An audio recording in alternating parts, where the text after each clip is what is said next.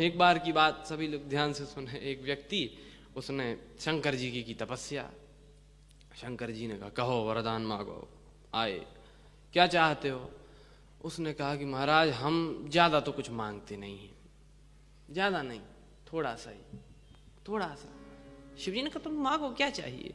तो उसने कहा बस इतनी सी चीज़ दे दो कि हम जो है जब जिस समय जितनी मात्रा में जो भी चीज़ चाहें वो हमें मिल जाए।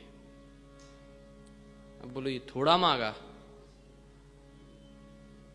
जब जिस समय जितनी मात्रा में जो चाहें। भगवान शिव ने कहा ठीक है भाई, मिल तो जाएगी, लेकिन तुम्हारे पड़ोसी को दुगनी मिल जाएगी, ये शर्त है। और इतना कह के भगवान शिव अंतर ध्यान हो गए। अब ये घर आया, इसने हाथ जोड़े, प्रभु कुछ नहीं है। क्या है हमारे पास? घर नहीं है, कच्चा ही मकान में रह रहे हैं, पक्का घर बन जाए।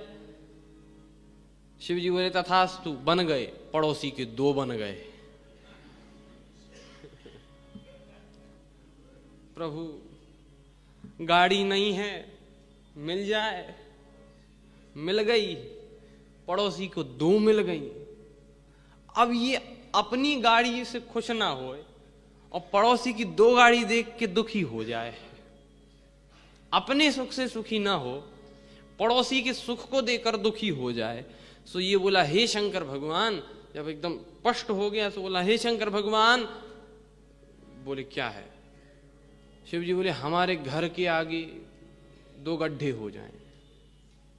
हमारे घर के आगे गड्ढा। शिव जी ने कहा अपने घर के आगे गड्ढा काहे को करते हो? कहा पड़ोसी के घर के आगे 2 तो बनेंगे। और इतने पे भी संतुष्टि नहीं हुई तो बोला हे शंकर भगवान मेरी एक आंख फूट जाए। शंकर जी बोले अपनी आंख काहे को फोड़वाते हो? तो कहा पड़ोसी की 2 तो फूटेंगी और 2 गड्ढे हैं, किसी ना किसी में तो गिरेगा मरेगा। ये सोच है हमारी।